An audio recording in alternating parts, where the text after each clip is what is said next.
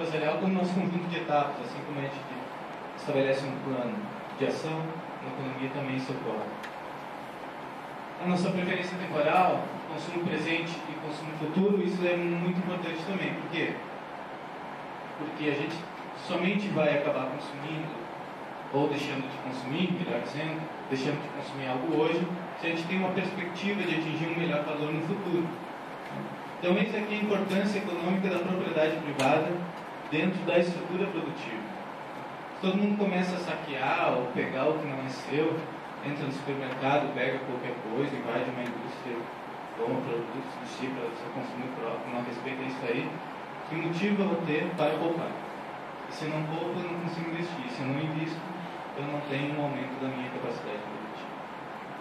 A importância econômica da propriedade privada encontra-se nesse princípio da preferência temporal.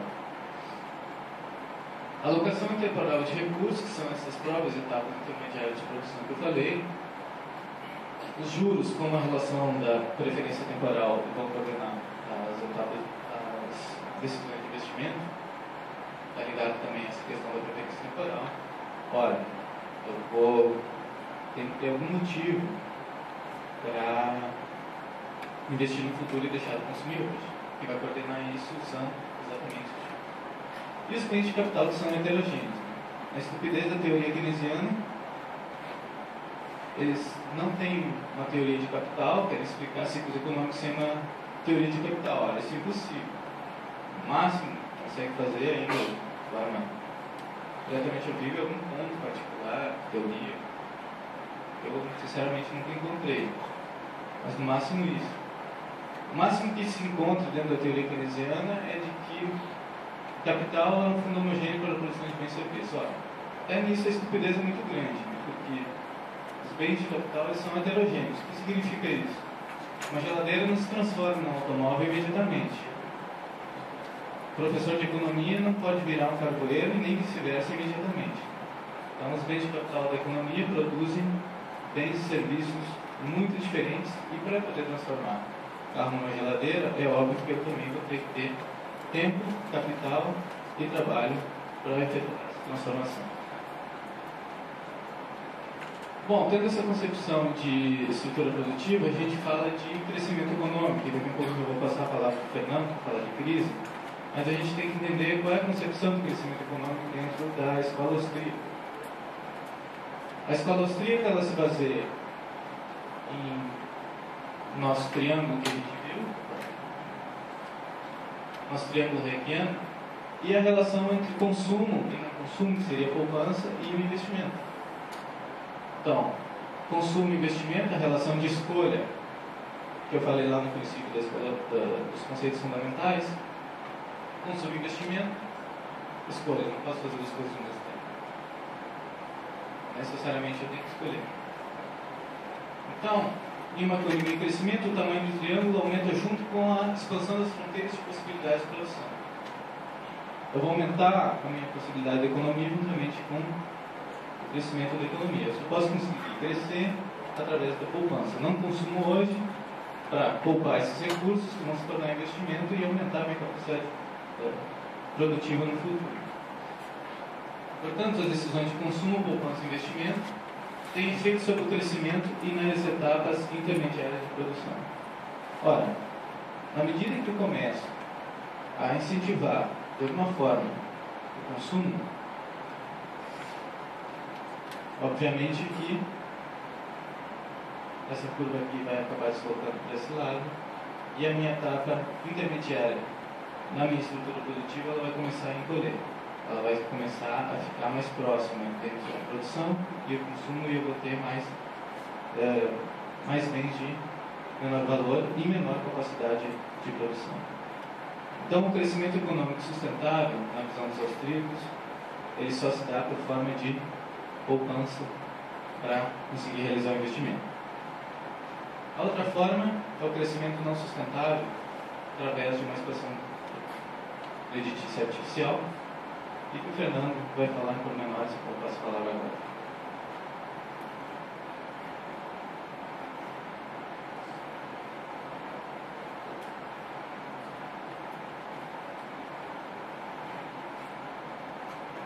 Bom dia a todos. Eu queria agradecer também ao Juliano Torres pelo convite. E eu vou falar agora sobre a crise e falar também sobre a teoria austríaca dos ciclos econômicos. Mas antes de falar sobre a teoria, eu queria falar como é que eu cheguei aqui, por que esse assunto para mim é tão especial. Porque para mim foi a porta de entrada ao liberalismo. Foi a teoria dos ciclos econômicos e a crise foi a porta de entrada para que eu pudesse estar aqui hoje apresentando para vocês. Eu, em 2008, eu tive a oportunidade de trabalhar em Dubai. Eu comecei a trabalhar lá em janeiro de 2008 e fiquei lá durante 2 anos. E lá estava ainda no auge do boom. E eu lembro que eu sou formado em administração. Na época eu não conhecia absolutamente nada de escola austríaca. E só lembro que eu via tudo aquilo ao meu redor, todo aquele boom, aquele auge, aquela quantidade enorme de construção, restaurantes sendo construídos, hotéis, aeroportos sendo expandidos, estradas, enfim, infraestrutura, uma quantidade de investimento realmente impressionante. Mas alguma coisa não quadrava naquela conta, alguma coisa não fechava, isso estava estranho. Então eu fui atrás de busca por respostas, porque naquele momento, em meados de 2008, o resto do mundo já tinha sentido a crise. Foi mais ou menos perto de setembro de 2008, se não me engano, que acabou falindo o Lehman Brothers. E lá em Dubai parecia que a crise não tinha chegado ainda. Eu lembro que eu conversava com meu pai pelo telefone, meu pai morava no Brasil, e ele me dizia, nossa, pode, aí em Dubai tudo continua igual, não aconteceu nada. Eu também não sei explicar, porque o povo continua. Mas sempre no fundo aquela sensação de que algo não estava dando certo. Foi então que encontrei a teoria austríaca através do Ron Paul. Acho que como muitos aqui chegaram no liberalismo na escola austríaca através do Ron Paul. Eu acompanhava ele já pela questão da sua política externa, especialmente vivendo no Oriente Médio, eu tive um interesse especial na política externa dos Estados Unidos e como ela afetava a região, e comecei a seguir o Ron Paul. E é através do Ron Paul que eu estudei sobre a teoria austríaca dos ciclos econômicos, e aí passei a estudar, e realmente daí em diante, como se fizesse um clique, a gente consegue entender como é que funcionam as coisas. Pois bem, vamos falar então um pouco da crise, agora que o Domingos já apresentou a parte teórica, falar um pouco dessa crise. Bom, acho que hoje em dia não existe nenhuma dúvida que a crise é a pior dos últimos 90 anos, ou 80 anos desde que acabou a Grande Depressão.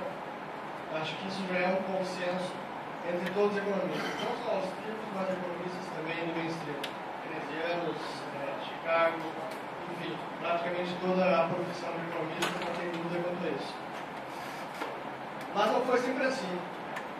Antes da crise, antes de eclodir a crise, poucos enxergavam o que estava por vir. Poucos economistas entendiam a quantidade de desequilíbrio e de alavancagem que havia no sistema, de sobreinvestimento. Quase ninguém conseguiu prever, entender a dimensão desse problema. Eu até separei aqui um episódio que para mim é bastante ilustrativo. Foi a visita da Rainha da Inglaterra a London School of Economics em novembro de 2008, logo depois da falência do Lehman Brothers. E ela perguntou a uma audiência de economistas, uma plateia de economistas, como é que ninguém tinha conseguido prever uma crise dessa dimensão, dessa severidade, como é que estavam todos cegos quanto a isso. 9 meses depois, um grupo de economistas britânicos realizou um fórum para debater a questão e emitiu a seguinte carta de resposta dirigida à rainha. Vou ler apenas um parágrafo que é a conclusão final do que eles concluíram. Né? Em suma, Vossa Majestade, a falha em prever o timing, a dimensão e a severidade da crise e de evitá-la, ainda que ela tenha tido muitas causas, foi principalmente uma falha da imaginação coletiva de muita gente brilhante, nesse país e internacionalmente, é entender os riscos ao sistema como um todo. Ou seja, não tem a mínima ideia do que aconteceu, não sabe o que aconteceu a crise. Só fizeram essa resposta 9 meses depois. Se tivesse mandado um simples link do Instituto Mises americano ao Brasil, ela teria a resposta em questão de instantes. Muito bem.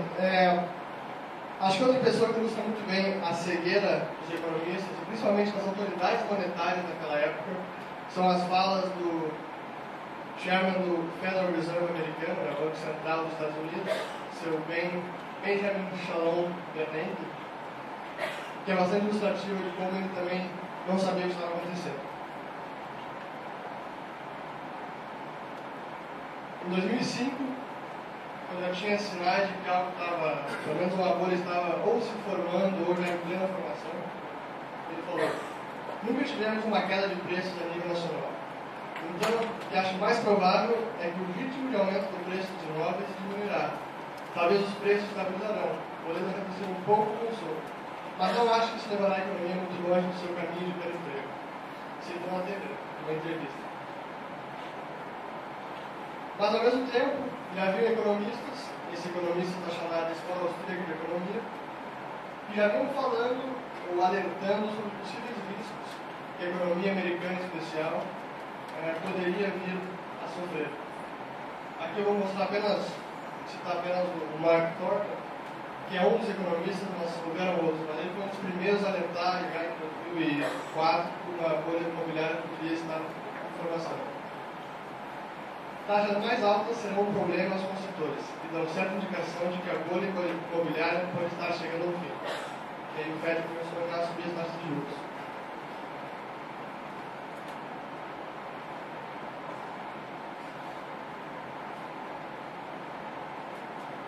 Em 2006, Ben Bernanke mais uma vez, o mercado imobiliário está arrefecendo um pouco. A expectativa é que o declínio da atividade será moderado e os preços das casas provavelmente continuarão a subir. Aí esse aqui talvez deva ser bastante conhecido entre os austríacos, acho que foi o principal investidor e economista a prever a crise, porque ele o fez com uma riqueza de detalhes que acho que nenhum outro conseguiu. Isso aqui foi o discurso que ele deu na Conferência dos Bancos de Hipotecas da região oeste de Las Vegas. Uma audiência de mais de 200 pessoas, acho que umas 300 ou 400, banqueiros, corretores de hipotecas, e ele falou tudo isso. Vamos vivenciar uma quebra dolorosa. Estamos completamente em desequilíbrio. Não teremos uma pequena e suave recessão. Essa será uma forte contração. E o mercado imobiliário está no centro do problema.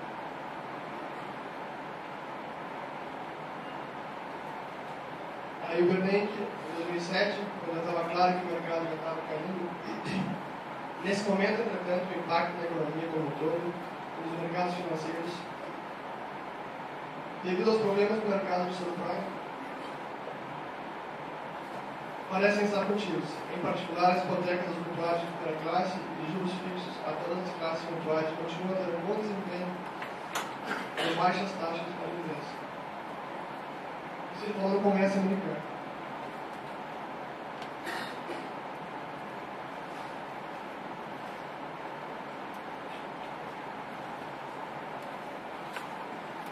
Já o Mark Thornton, mais uma vez, no artigo no Mises.org, tampouco devemos acreditar que esse é o começo do fim do problema da bolha imobiliária. Diria que é mais seguro afirmar que é apenas o fim do começo. A conversão será provavelmente mais longa e mais dolorosa do que a maioria espera. Aí o Bernanke, o Federal Reserve não está no momento prevendo uma recessão. As empresas de hipotecas patrocinadas pelo governo, Fannie Mae e Freddie Mac, estão adequadamente capitalizadas. Não correm nenhum perigo de falir. 2 meses depois foram nacionalizadas. E mais uma vez por o Chile, a recessão é inevitável.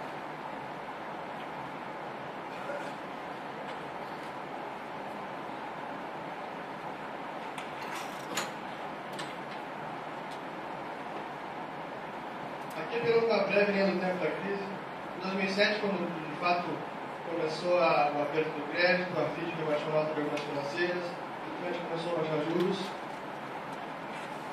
e aí em 2008 foi de fato o centro da crise.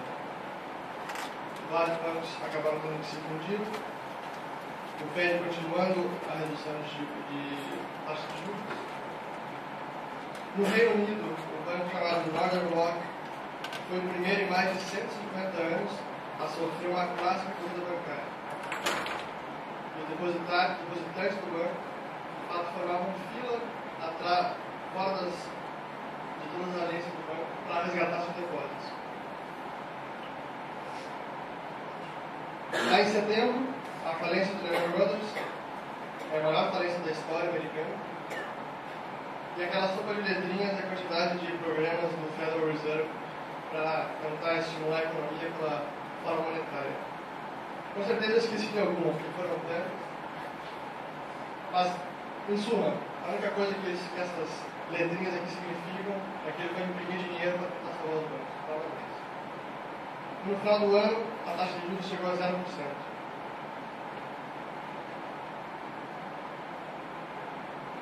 Agora, como é que os austríacos conseguiram antecipar a crise? Todos os economistas simplesmente não viram ou não entendiam o que estava acontecendo.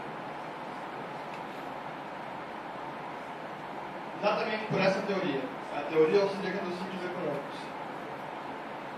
O Thomas Woods, no seu livro Meltdown, em português significa derretimento da economia, em 2009 ele escreveu esse livro, um resumo muito bem sucinto, objetivo, mas claro da crise americana. Ele disse que esse conhecimento seria o mais importante que os americanos poderiam ter nesse momento, é entender a teoria austríaca dos ciclos econômicos.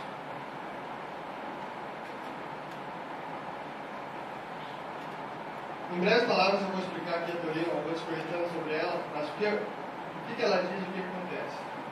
Ela começa pela expansão do crédito não respaldado pela poupança. Assim como o Domingos falou antes, que a poupança permite o aumento do investimento de forma sustentada, quando acontece uma expansão creditícia sem respaldo em poupança real, isso inicia um ciclo econômico que os empresários começam a investir como se houvesse poupança para trás. Como é que é possível fazer isso? Pelo arranjo econômico que a gente tem hoje em dia. É um banco central, um sistema bancário que opera com as chamadas reservas nacionais. Eu vou ter tempo de discorrer sobre todo esse funcionamento do sistema bancário, mas em suma, o sistema bancário consegue criar depósitos ou criar moeda, como o próprio Banco Central nos define, os bancos são criadores de moeda, conseguem criar depósitos e empréstimos do nada. Eles conseguem criar empréstimos e fornecer esses empréstimos a investidores, empresários, tomadores de empréstimos, consumidores, sem que haja de fato um respaldo em poupança, sem que haja uma poupança real lastreando esses empréstimos. E qual o problema disso? Que os investimentos que antes eram inviáveis passam a ser viáveis. Um sinal muito importante é a taxa de juros. Normalmente a expansão do crédito começa com a redução da taxa de juros pelo Banco Central. Essa redução de juros dá um sinal aos investidores e aos empresários de que seus investimentos agora passam a ser viáveis. Isso é muito claro, principalmente nas indústrias mais afastadas do setor de consumo, as empresas de bens de capital, que são intensivas em capital, como o setor imobiliário, em que a taxa de juros influi muito o valor presente dos investimentos. Então, por isso que normalmente os ciclos econômicos a gente enxerga muito claramente esse ponto.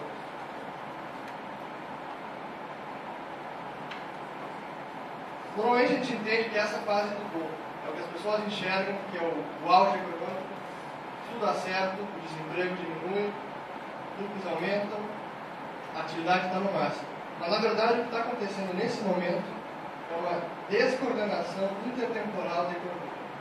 Porque eles estão investindo em projetos, em empreendimentos, sem uma poupança real, lastreando esses empreendimentos. Então, não haverá recursos para que todos esses investimentos, esses empreendimentos iniciados pelos empresários, possam, de fato, ser concluídos. É o que o americano chama de cluster of errors. Conjunto de erro, um erro em larga escala por uma quantidade enorme de empresários. Cedo ou tarde, os fatores de produção começam a subir de preço, e simplesmente não havia recursos para sustentar todos esses empreendimentos, e acontece que vem a chamada recessão. E é nesse momento que vem a liquidação dos investimentos, a realocação de recursos, que muita gente enxerga essa fase como uma fase mais danosa. Mas, na verdade, o dano foi feito quando o ciclo econômico começou. Quando começaram a investir em projetos que não deveriam ter sequer sido iniciados. E esse é um momento de liquidação desses investimentos errôneos.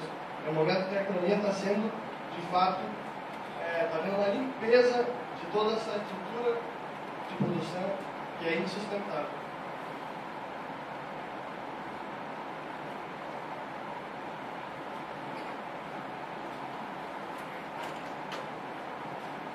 Então, em breve resumo aqui, a teoria dos ciclos econômicos, essa expansão creditícia não respaldada em poupança, investimentos que passam a ser viáveis, na verdade são investimentos errôneos que não deveriam ser iniciados, que não tem uma poupança real, e aí vem a recessão. Para aplicar essa teoria na prática, aqui a gente vê o que aconteceu com os Estados Unidos, as taxas de juros do Federal Reserve, do Banco Central Americano. A gente vê que logo depois do estouro da bolha da Nasdaq, o presidente do Fed, Network Greenspan, não queria que acontecesse uma recessão. Então a ideia dele foi baixar as taxas de juros para estimular a economia, mais estímulo monetário. E isso acabou acontecendo até 2004, até 2013, quando a taxa de juros chegou a 1%, mais baixo da história. E aí, todo o efeito foi refletir na taxa das hipotecas dos americanos, então, as taxas das hipotecas que as famílias contraem empréstimos para poder comprar casas, isso se reduziu drasticamente, e aí começou de fato a formação da bolha americana. Aqui a gente vê também o efeito nos créditos do sistema bancário a todo o setor bancário, como isso cresceu no momento que começaram a baixar os juros e iniciou a bolha americana. E esse é o gráfico do o preço das casas, dos imóveis americanos. Esse índice foi criado pelo economista Robert Shiller e ele começa lá em 1890, que seria a nossa base, 100, e como ele vem se comportando em todo esse período, a gente vê como ele destoa brutalmente a partir do final da década de 90, início de 2000, de fato, quando começou a ficar claro que havia uma bolha imobiliária. Só não estava claro para o governante.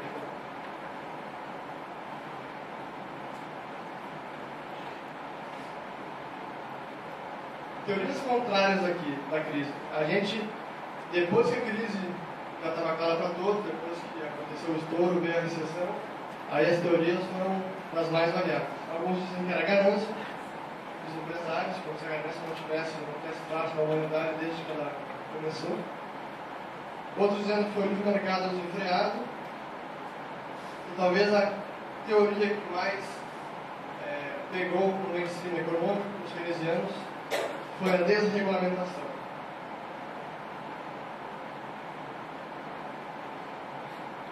Inclusive, essa é a tese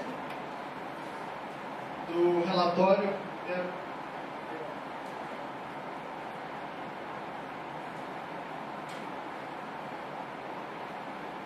Esse foi o relatório oficial da Comissão Nacional sobre as Causas da Crise Financeira e Econômica nos Estados Unidos. Agora, convenhamos, existe um relatório oficial do governo para achar as causas, para achar o culpado. Com certeza, a última coisa que eles querem encontrar é o culpado. Mas, pois bem, o que eles diziam aqui nesse relatório? Vou citar só um parágrafo deles. A conclusão da comissão é que o excesso de liquidez não necessariamente causa uma crise. Foram as falhas em conter os excessos nos mercados financeiros e de hipotecas as principais causas. De fato, disponibilidade de capital bem precificada, tanto externo quanto doméstico, é uma oportunidade para a expansão econômica e crescimento, se encorajada a fluir em direções produtivas. Vou explicar isso para os leigos, para entender bem o que eles querem dizer com isso. Teve um presidente do Fed de 1900, da década de 50 e de 60, o William Mark, dizia que o trabalho do Fed era remove the punch from away when the party gets going, que é retirar a tigela de ponche ou álcool quando a festa começa a deslanchar. O que eles querem dizer aqui é o seguinte: por mais que o Greenspan e o Bernanke estivessem lá enchendo a festa de álcool, Esse não foi o problema. O problema é que não tinha muita gente, os reguladores, dando tapa na mão das pessoas que elas iam beber álcool. Esse era o problema dele. Essa é a conclusão que eles chegaram.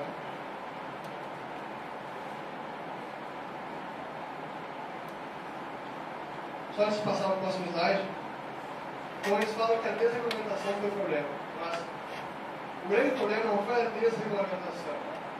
Foi a desregulamentação dentro de um sistema altamente intervido e altamente controlado e regulado pelo próprio governo. Qual é esse sistema?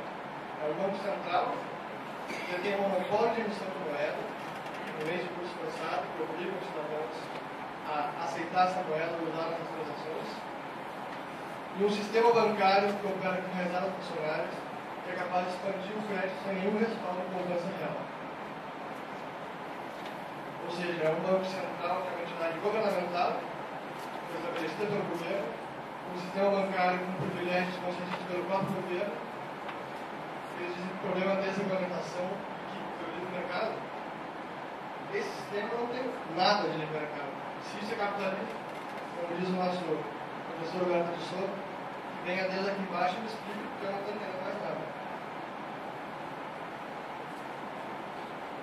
Para quem quiser saber mais sobre o sistema bancário e o sistema financeiro, acho que esse aqui é talvez um dos melhores livros, mais sucintos, claros, objetivos, que explica bem a teoria monetária, o que é o dinheiro, como o governo veio intervindo no âmbito monetário, desde os primórdios, como a gente chegou onde a gente está hoje, nesse sistema de banco central, com monopólio de moeda, um sistema bancário totalmente privilegiado, privilégios que nenhum outro setor da economia detém.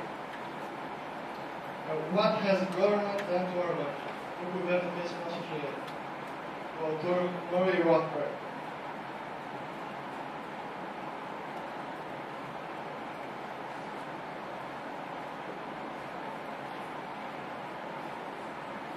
E aqui eu fiz uma pergunta, aproveitar que está sendo filmado, registrado, se dominem, quiser responder, está convidado.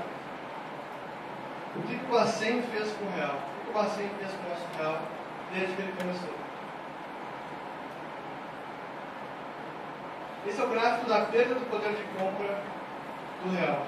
Eu vou explicar aí para vocês. Nessa parte cinza é a base monetária. É toda a massa monetária controlada pelo Banco Central, constituída de papel moeda, que são as cédulas e as moedas de fato, e as reservas bancárias dos bancos, que fazem parte de todo o sistema financeiro nacional. Então, isso é estritamente sobre o poder e o controle do Banco Central. Então, quanto mais ele expande essa base monetária, quanto mais dinheiro ele põe na economia, menor é o poder de compra de cada unidade monetária.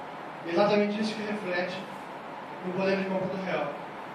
O real começou em julho de 94, que valia 1 na época.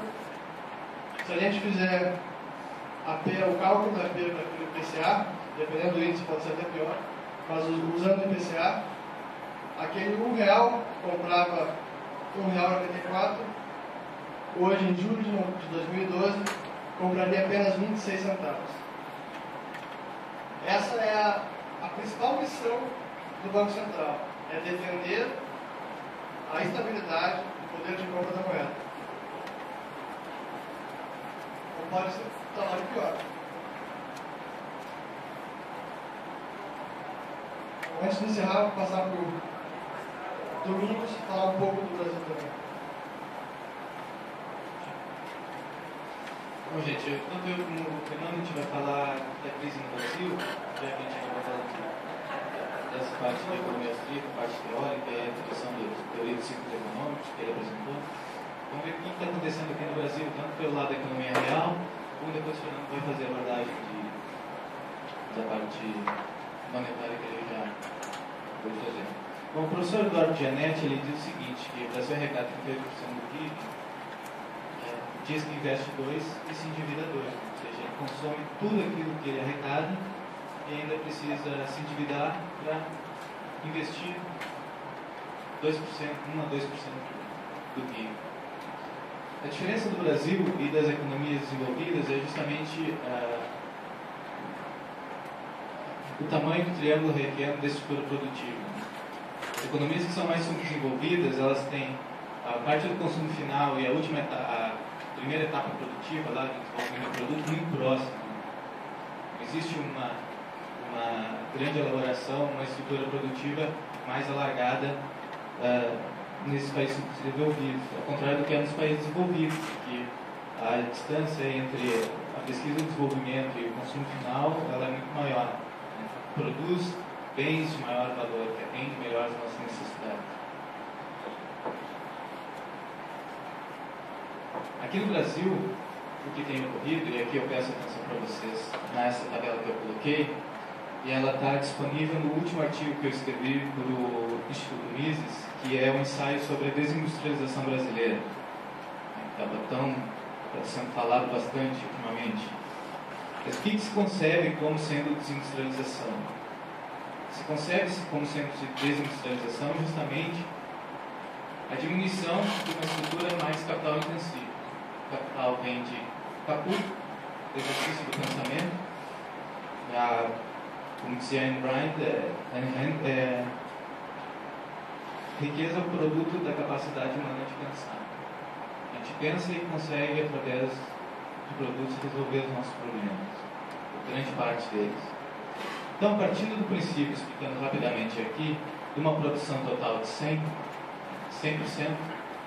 vários detalhes estão nesse artigo que eu escrevi, nós temos um consumo intermediário para produzir produtos finais quase na metade. Então, em 1995, pegando uma era contemporânea da nossa economia, plano real, para associar com o gráfico que o Fernando mostrou, sobre o poder de compra da moeda, a gente, para produzir, ter uma produção total de 100, a gente consumia bens intermediários na ordem de 46%. E esse número foi subindo ao longo do tempo, chegando a mais de 50% em 2008, até 2009, estando em 49%. Essa fonte de dados é da tabela de recursos e usos do IBGE, e já estamos em 2012 e ela não tinha sido colocada ainda para poder atualizar os dados para vocês. Mas eu lhe garanto que a vocês que no atual modelo econômico de incentivo ao consumo, esse número baixar é que ele não vai baixar. Então, o que está acontecendo aqui? Nós estamos aumentando a nossa estrutura produtiva, sendo mais intensiva em trabalho e não em capital, que acaba por, consequentemente, ter uma produtividade da nossa economia menor. O produto privado bruto também na ordem de 48%.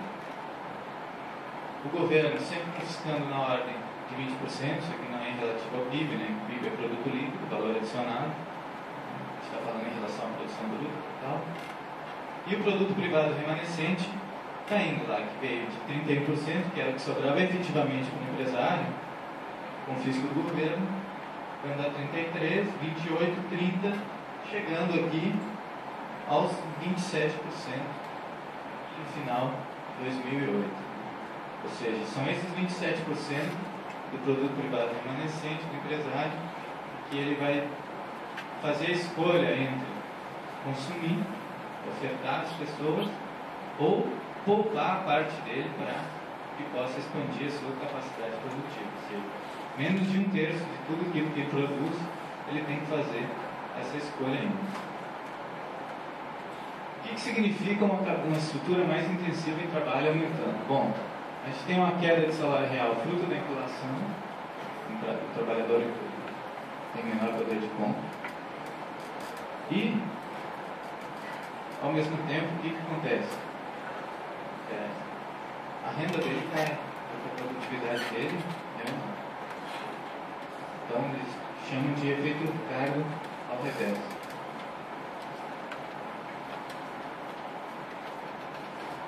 Como soluções medidas, que servem para qualquer economia, inclusive no Brasil, a gente tem que ter a reversão. A gente tem que ter a economia mais capital intensiva, que gera também esse efeito Ricardo ao revés, por causa justamente do nome de efeito Ricardo. Quem denominou esse nome foi justamente o economista inglês Ricardo.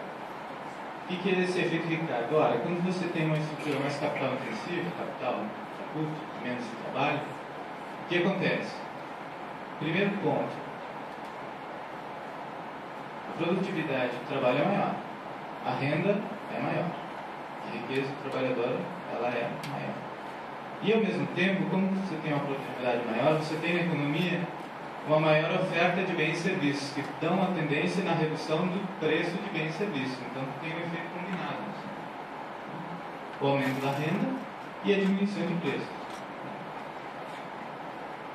O que a gente precisa, chega a ser meio clichê até, como solução à medida da economia real, que são os fins da medida de estímulo de consumo. Você tem que deixar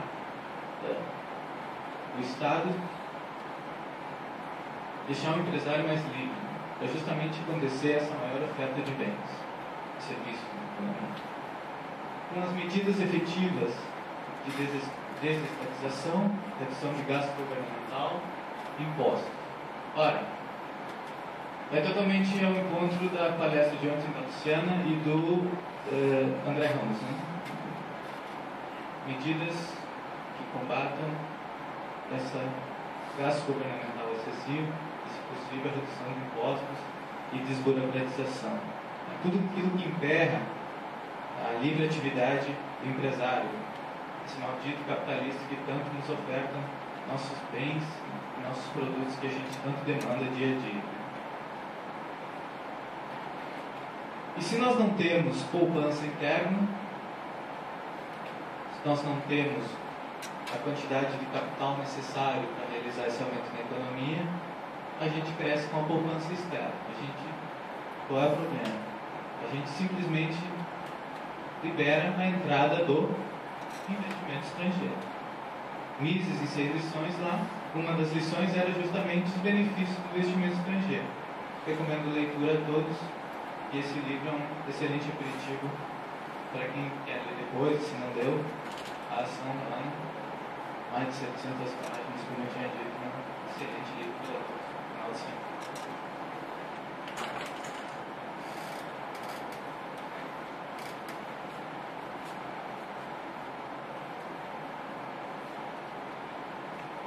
Se a gente pudesse resumir em uma frase as causas da crise, deveria ser a seguinte: a causa da crise se deve exatamente à intervenção do Estado no âmbito monetário.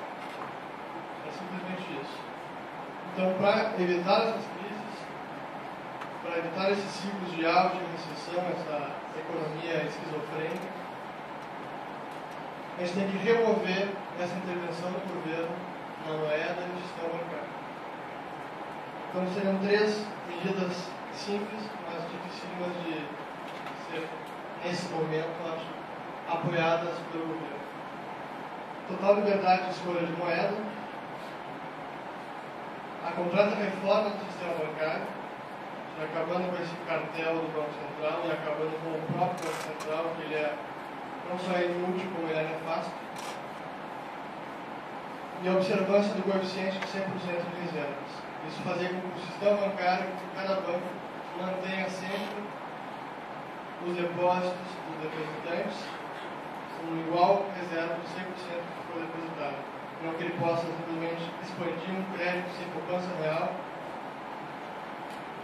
e deixando o depósito somente um percentual, uma fração do que foi depositado no primeiro momento.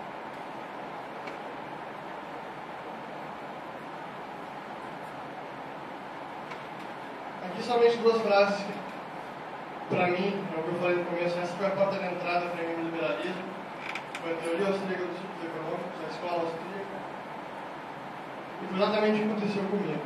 Não se pode entender liberalismo sem conhecimento de economia. Liberalismo é economia aplicada, é política social e pública baseada em uma fundação científica. Conhecimento de economia leva necessariamente ao liberalismo.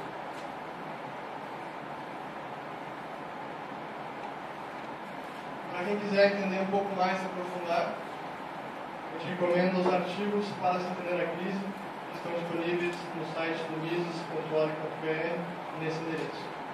Muito obrigado.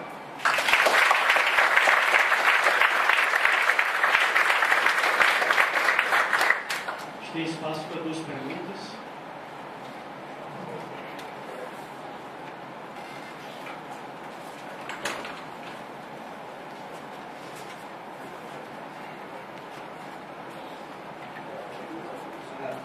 ótima palestra. Vou fazer algumas perguntas com sabor de crítica monetarista, que é o que nós temos debate na TPS. A primeira pergunta é, na opinião de vocês, qual que é a utilidade de macroagregados, tanto teoricamente quanto em termos práticos? Eu sei que existe uma crítica muito forte dentro dos austríacos, mas se você fosse levar isso ao extremo, não fazia nem sentido usar índice de inflação. No fim das contas, é um macroagregado também. E se você acha que não existe um nível de preços unificado, porque existe dentro da estrutura produtiva, cada produto tem um nível de preços específico, então nem parece sentido usar a inflação. E nesse sentido, como explicar também qual que é o valor de algumas teorias, como, por exemplo, a teoria monetarista, que é uma realidade empírica, a identidade entre a expansão da oferta monetária e o nível de preços, como vocês mesmos consideram. Você acha que isso é uma contradição? Só uma segunda pergunta.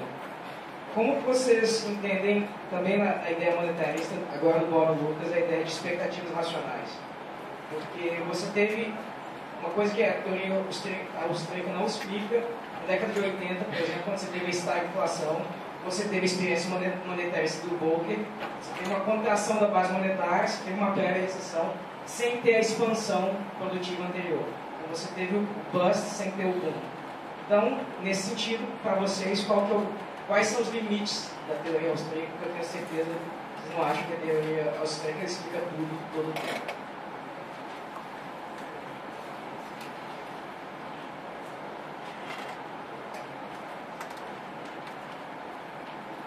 Então, a primeira, monetarismo, pode só repetir a primeira pergunta?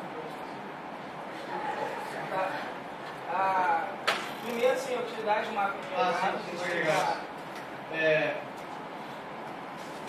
Os agregados, para o governo, eu acho que não devem ser usados, como eu posso dizer, principalmente índice de inflação. Porque índice de inflação, primeiro, é completamente manipulado pelo governo. Acho que é altamente questionável o seu uso e ele não reflete, e é impossível de refletir perfeitamente a perda do poder de compra da moeda. Porque cada um tem a sua cesta básica de compras difere de cada pessoa. Então, o IPCA, o meu IPCA não seria o mesmo que o seu. Acho que isso eles não são medidas exatas de perda de poder de compra da moeda. Mas eu acho que índice de inflação pode ser útil para empresários, para setores. Mas eu acho que ele tem que ser usado pelo governo, principalmente como fonte ou como métrica para a política monetária. Isso com certeza não. A segunda seria em relação a expectativas racionais, que a gente tem estagflação e os empresários podem pensar em termos reais, não só simplesmente em termos nominais. Eles não necessariamente vão ser enganados pela taxa de juros, como muitas vezes se leva aqui pela teoria austríaca. E os limites da teoria austríaca. Você falou do monetarismo também, se a expansão monetária não reflete o aumento do preço. Acho que isso é perfeito. Mas o que eu entendo que os monetaristas não reconhecem é que esse efeito ele não é neutro. Ele afeta os preços relativos de maneira diferente, com intensidade diferente, em tempos diferentes. E é exatamente isso que acaba desencadeando o ciclo. Esse aumento relativo de preços. Não é todos os preços aumentam mais. É isso que o monetarista está muito forte. Em relação à estrutura real da economia, PIB, agregados, eu gosto muito de uma frase do professor Virateor, que você não vai na padaria e pede 200 gramas de PIB. Você vai na padaria e pede 200 gramas de queijo, 200 gramas de presunto, dá 4 pães, dá 4 PIB. Não existe isso. Não existe. Então, eu acho totalmente desnecessário que cada empresário faça suas próprias contas. Não existe sentido nenhum medir o agregado econômico, não existe agregado econômico. Uma medida monetária para medir certos fins. E até a própria metodologia do PIB, para mim, é completamente sem sentido, né? Porque eu não entendo como é que um aumento de consumo é destruição de bens e serviços, consumo é destruição de bens e serviços, pode dar um número positivo de crescimento econômico. Não entendo. Eu, sinceramente, até hoje não consegui entender qual é a lógica perversa disso aí.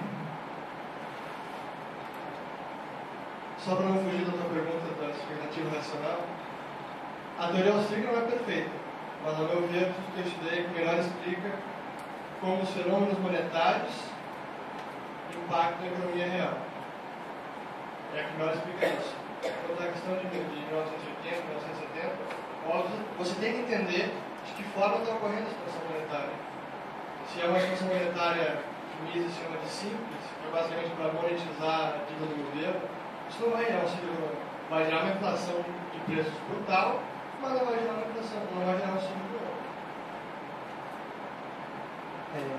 Duas perguntas. Primeiro, acerca do crescimento do gás teve no ano, acho que foi 7,5% do PIB. O resultado que isso depois teve na queda, as ações que o governo está tomando, qual vai ser o futuro? O que esse vai ser o futuro nos próximos 5 anos da nossa economia? E outra uma pergunta em relação aos Estados Unidos.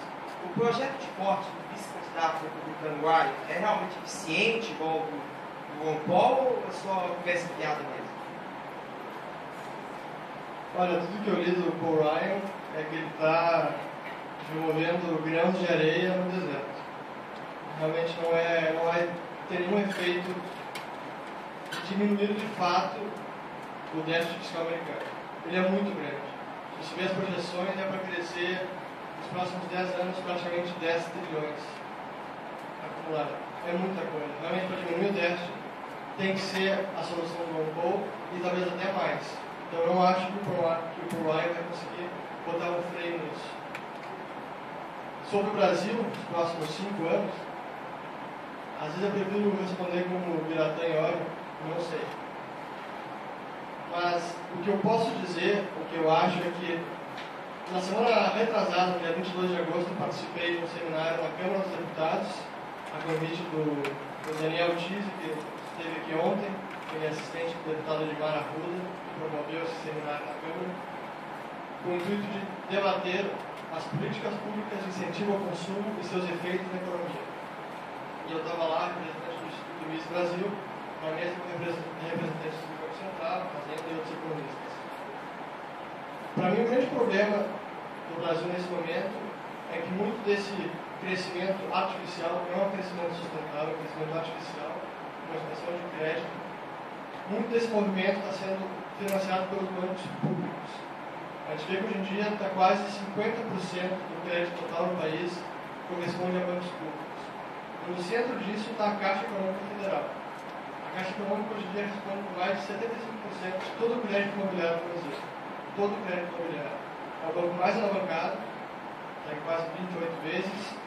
Os índices basileiros da Caixa estão caindo constantemente a cada ano, ainda que não são nenhuma garantia de solvência e liquidez das regras brasileiras, mas mesmo assim vem caindo.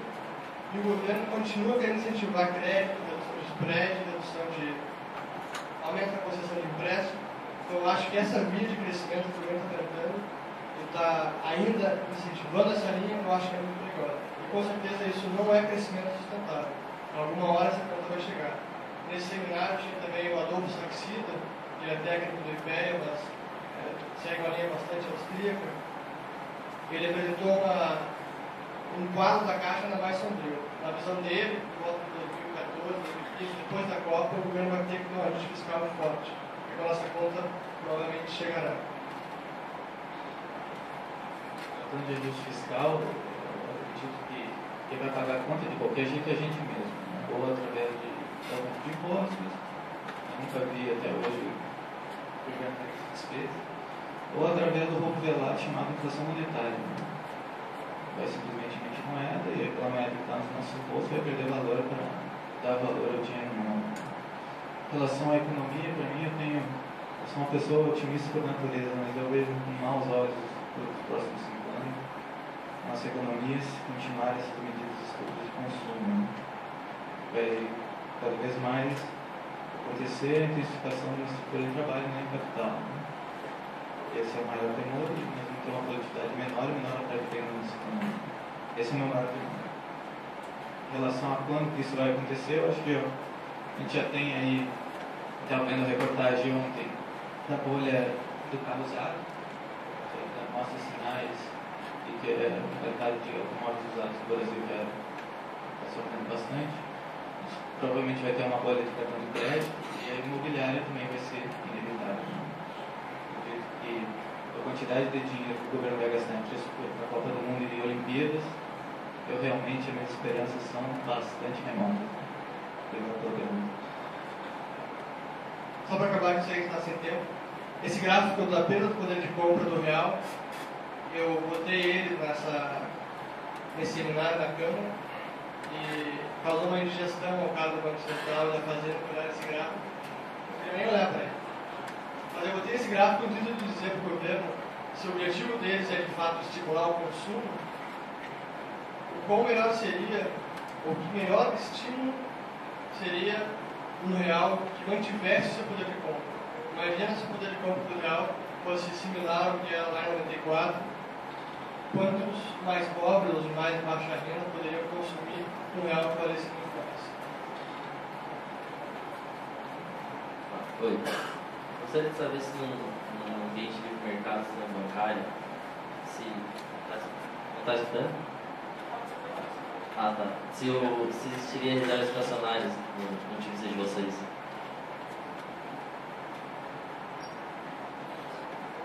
Eu acho que sim. Eu acho que existiria, na prática, eu acho que alguns bancos não operariam com 100% de reservas, talvez isso até é quase possível, manter 100% de reservas, mas eu acho que o sistema de livre mercado no setor bancário estimularia a um coeficiente muito próximo de 100%.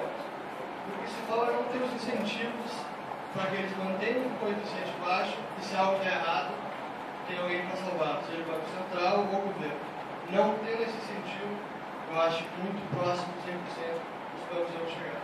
Se ser dentro, 95%, 100%, ia ser dentro da experiência que eles tivessem para que não ocorresse o risco de insolvência. Eu acho. Eu também concordo concordando no sentido que foi bem que existiria reserva fracionária. Embora a força da tendência fosse o respeito dos coeficientes de taxa de 100% para os depositantes dos depósitos à vista. Mas eu particularmente sou totalmente contra essa visão da existência da reserva fracionária, por menor que seja, é uma questão de respeito ao direito de propriedade. O coeficiente de caixa dos depositantes coloca seu suado dinheirinho lá no banco, ele é custodiante do seu depósito, então ele tem total propriedade sobre o seu dinheiro. Então isso não poderia ser violado sob hipótese nenhuma, mesmo sendo um sistema de frequência. O próprio Horta de Soto, no livro Dinheiro e Crédito Bancário, se não me engano, no capítulo 2, realiza muito claramente essa diferença entre depositante, depósito e empréstimo. São duas modalidades distintas.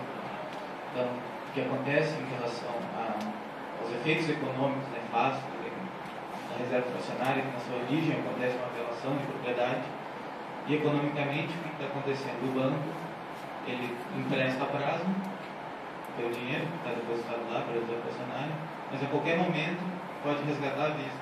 Então isso acontece um descompasso financeiro de caixa e é onde acontece toda a origem de todos os próprios sistemas financeiros.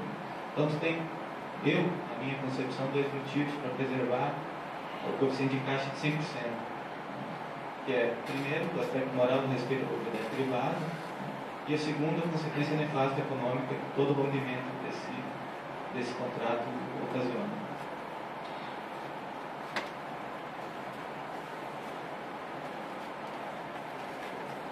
Gostaria de agradecer ao Fernando e ao Domingos por essa palestra, essa aula de palco.